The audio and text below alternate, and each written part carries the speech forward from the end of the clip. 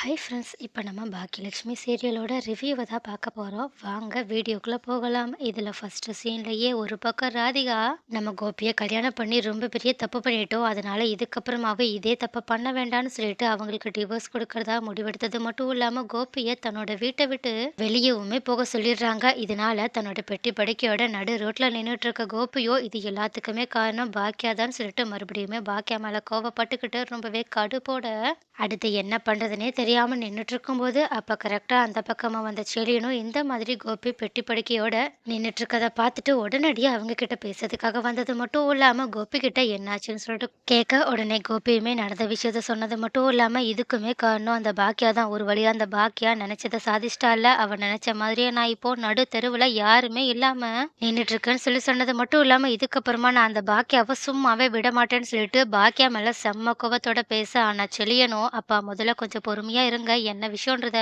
நம்ம நாளைக்கு பொறுமையா பேசிக்கலாம்னு சொல்லிட்டு, "இப்ப வாங்க என் கூட வாங்க. நம்ம நம்ம வீட்டுக்கு போகலாம். இப்போதைக்கு நீங்க ரோட்ல நின்னு மறுபடியுமே இந்த விஷயத்த மத்தவங்க வீடியோ எடுத்து போட்டுட்டு, மறுபடியும் நம்மளோட குடும்பத்துக்கு கெட்ட பேர் வர வேண்டாம். அது மட்டும் இல்லாம நைட்டு நேரம் நீங்க வேற எங்க போவீங்கன்னு" சொல்லிட்டு அவங்கள பாக்கியோட வீட்டுக்கு கூப்பிட, ஆனா கோபியும் ஃபர்ஸ்ட்டு பாக்கியோட வீட்டுக்கு போக வேண்டான்னு சொல்லிட்டு முடிவெடுத்தாலும், இன்னொரு பக்கமா நம்ம பாக்கியா கூடயே இருந்து அவள அழிக்கலான்னு சொல்லிட்டு மறுபடியுமே கேவலமா பிளான் போட்டுட்டு செலியன் கூட போனது மட்டும் இல்லாம, பாக்கியோட வீட்டு வாசல்ல வந்து நின்னுட்டுருக்காங்க. அப்போ இந்த மாதிரி பெட்டி படுக்கையோட கோபி அங்க வந்து நிக்கிறத பார்த்த பாக்கியாவும் செம்ம கோவத்தோட செலியன் கிட்ட, "இந்த ஆள எதுக்காக நீ இங்க கூட்டிட்டு வந்த?"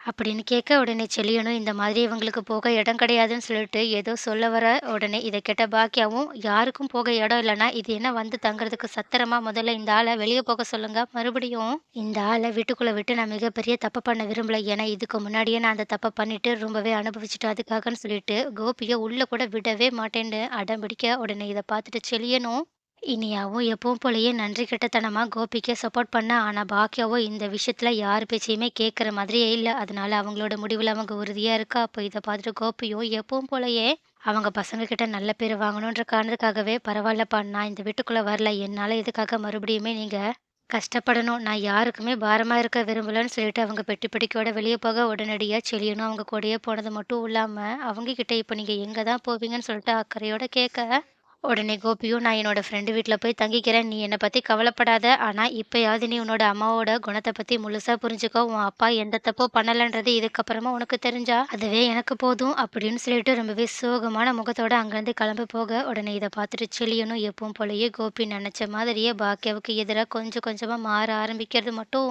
இல்லாம, உடனடியா வீட்டுக்கு வந்துட்டு பாக்கியா கிட்ட செம்மையா பிரச்சனை பண்ண ஆரம்பிக்கிறது மட்டும் இல்லாம, "நீங்க வந்த ஆள வாசலோட வெளிய அனுப்பிச்சுட்டீங்களே! உங்களுக்கு கொஞ்சம் கூட மனசாட்சியே கிடையாதா? அவங்க இந்த நைட்ல எங்க போவாங்க? எங்க தங்குவாங்கன்னு சொல்லிட்டு கொஞ்சமாவது யோசிச்சு பார்த்தீங்களா? அவங்கள உங்களுக்கு பிடிக்கலனாலும் பரவால்ல. அவங்க எங்களோட அப்பான்றதாவது உங்களுக்கு ஞாபகத்துல இருக்கா?"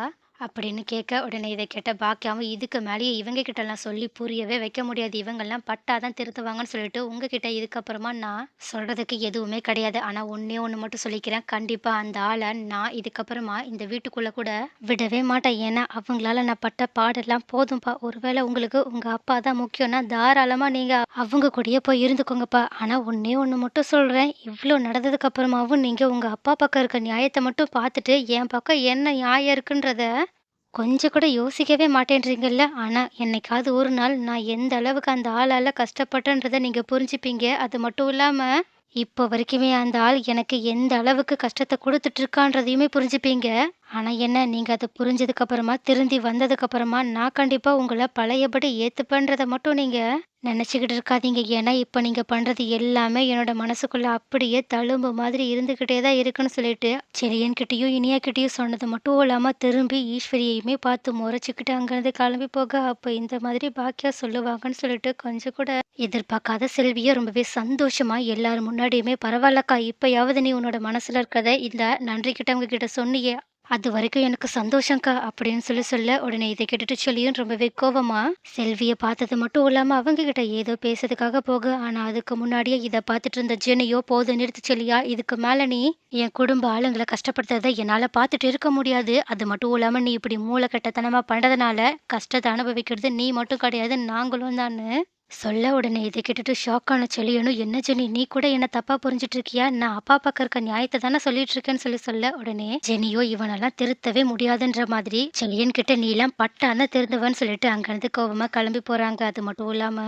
எல்லார்கிட்டயுமே யாரு பாக்கியா ஆன்ட்டிக்கு உறுதுணையா இல்லனாலும் நான் கடைசி வரைக்கும் அவங்க எடுக்கிற முடிவுல அவங்க கூட துணையா இருப்பேன்னு சொல்லிட்டு கெத்தா உள்ள போறாங்க.